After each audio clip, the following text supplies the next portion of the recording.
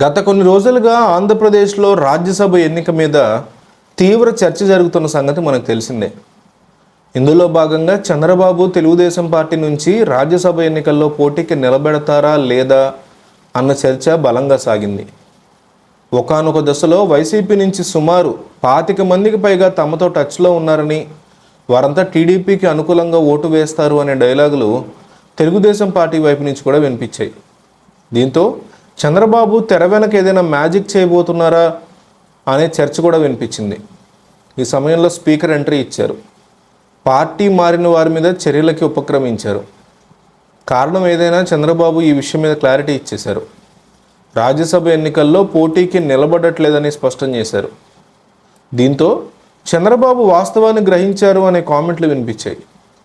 దీంతో రాజ్యసభ ఎన్నికల్లో ఆంధ్రప్రదేశ్లోని 3 రాజ్యసభ స్థానాలని అధికార వైసీపీ ఏకగ్రీవంగా దక్కించుకుంది. వైసీపీ అభ్యర్థులు గొల్లా బాబురావు, వైవి సుబ్బారెడ్డి, మేడా రఘునాథ్ రెడ్డిలు రాజ్యసభ ఎన్నికలకి నామినేషన్లు వేసిన నేపథ్యంలో తాజాగా వారి ఎన్నిక ఏకగ్రీవం అయింది. దీంతో ఈ 3 స్థానాల గెలుపుతో రాజ్యసభ వైసీపీ బలం 11కు చేరుకుంది.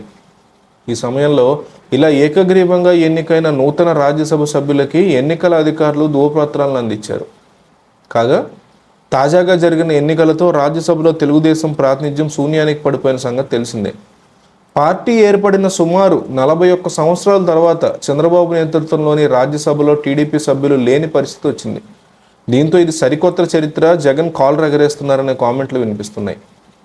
ఇదే సమయంలో కాంగ్రెస్ పార్టీ అధ్యక్షురాలు, కీలక నేత సోనియా గాంధీ రాజ్యసభకి ఏకగ్రీవంగా ఎన్నికయ్యారు.